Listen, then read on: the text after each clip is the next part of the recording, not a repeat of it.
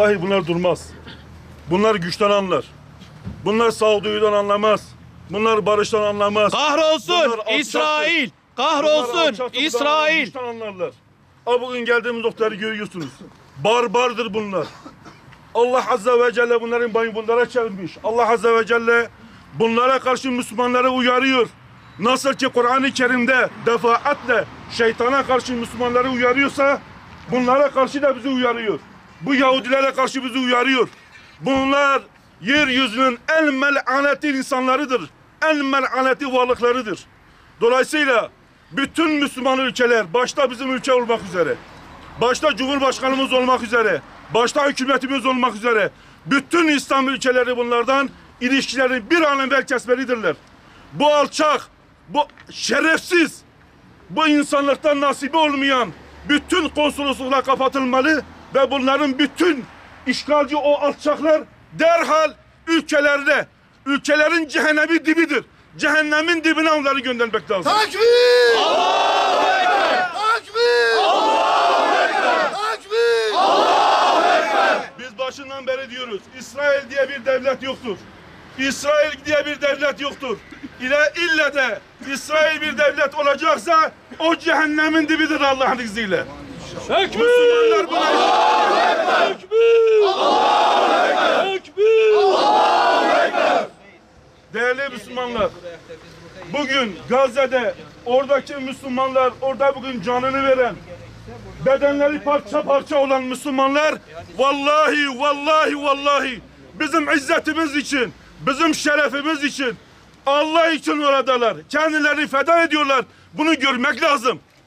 Onlar canlarını orada feda ederken bizler İsrail! Kahrolsun! İsrail! Kahrolsun! İsrail! Kahrolsun! İsrail! Kahrolsun! İsrail! Kahrolsun! İsrail! onlar orada canlarını feda ederken biz eğer 1-2 saatlik uykumuzdan feragat etmezsek yazıklar olsun bize. Veil olsun bize. قولوا لمن يقتل في سبيل الله أموات بل أحياء ولكن لا تشعرون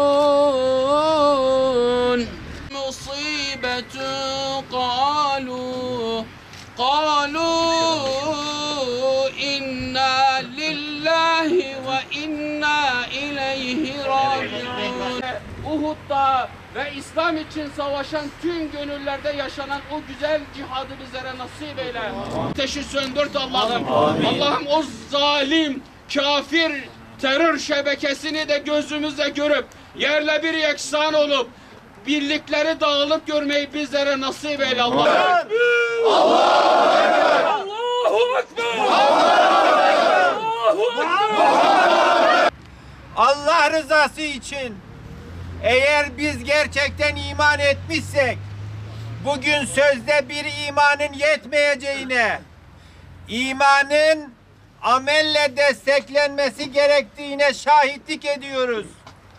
Bakınız, Selahaddin Eyyubi ömrünü İslam birliği için verdi. Kahire'yi, Şam'ı ve bunun gibi birçok İslam beldesini önce İslam birliği altında topladı. İşte biz parçalandığımız sürece, işte her birimiz birbirimizle uğraştığımız sürece bu zalimler bizlere bu zulümlerini devam ettirecekler.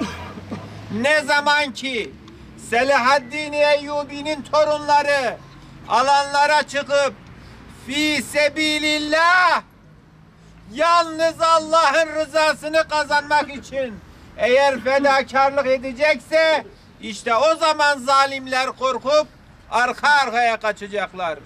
Allah rızası için bugün her birimizin çocuklarımızla, ailemizle, tüm kardeşlerimizle artık eylem yapma zamanıdır. Tekbir! Yeryüzünün en şerrit, en fitneci, en katil, en zalim, en bebaht, en zalim bir topluluk olduğunu Allah Azze ve Celle Kur'an-ı Kerim'de bize hitap eder.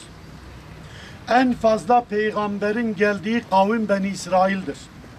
Kendi peygamberlerini testereyle ikiye bölen topluluktur. Ve bu topluluk dünyanın neresinde, hangi ülkede fitne çıkarmışsa o ülkeye önce barış adına gitmiş, daha sonra o ülkeyi darmadağın etmiş ve böylelikle ülkeleri birbirine düşürmüş. O ülke halkları, akılları başına gelen topluluklar, devletler kendi ülkelerinden sürmüşler. Peygamberin ve peygamberlerin varis olduğu davanın Hazreti Davud'un, Hazreti Süleyman'ın mekanı değil midir? Anlaşma yapmış, biz bu bölgeleri nasıl alacağız? Arz-ı mev'udun içine giriyor. Yani biz kendimizi rahat görmeyelim. Kendimizi rahatta görmeyelim. Onun gözü bizim topraklardadır. 40 yıldır bu Doğu Güneydoğu'da olan mesele, olan olaylar, olan katliamlar sizce kimin adına yapılıyor? Kimin için yapılıyor? Hangi zeminler hazırlanıyor? Kimlere hazırlık yapılıyor? Kırmızı halılarla kimler karşılanmak isteniyor? Bunu biraz düşünelim. Bu düşünceyle hareket edelim. Allah rızası için gayretimizi arttıralım. Hakikaten hem çok üzgün hem çok kızgınız. Tabii ki elimizden bir şey gelmediği için kızgınız. Cumhurbaşkanımızın haricinde bu işe tepki koyan hiç kimse yok. Dünya üzerinde Müslümanların bu kadar zulüm gördüğü başka bir dönem var mı bilmiyorum ama birliğimize, beraberliğimize bu kadar ihtiyacımız olduğu bu dönemde tüm dünyanın suspus olduğu belki başka bir dönem yok. Bu yüzden çok üzgünüz. Hem kendimize kızgınız hem de tüm İslam alemine, karar vericilere, dünya üzerindeki yöneticilere, Birleşmiş Milletler'e hepsine kızgınız. Bir hukukçu olarak söylüyorum. Bunun hukuken izahı asla ve kat'a mümkün değil. Bunun hukuk düzeninde asla ve kat'a karşılığı yok. Kimse bunun hukukla bir bağdaşır bir tarafını bulamaz.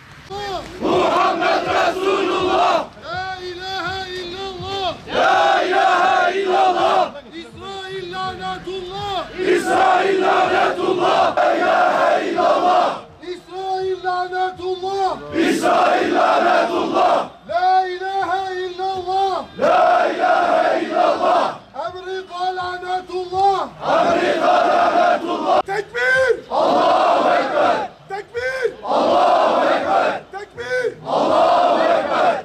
İsrail. Katil ABD. İşbirlikçi İsrail. Katil ABD.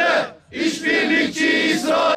La ilahe illallah. Muhammed Resulullah. Muhammed Resulullah. El cihadu sabiluna. El cihadu sebiluna. El cihadu sabiluna. El cihadu sebiluna. Lebbeyk. Lebbeyk. Lebbeyk ya Allah. Lebbeyk. Lebbeyk. Lebbeyk ya Allah. İslam Hamas'a direnişe selam. Bitlis'ten Hamas'a direnişe selam.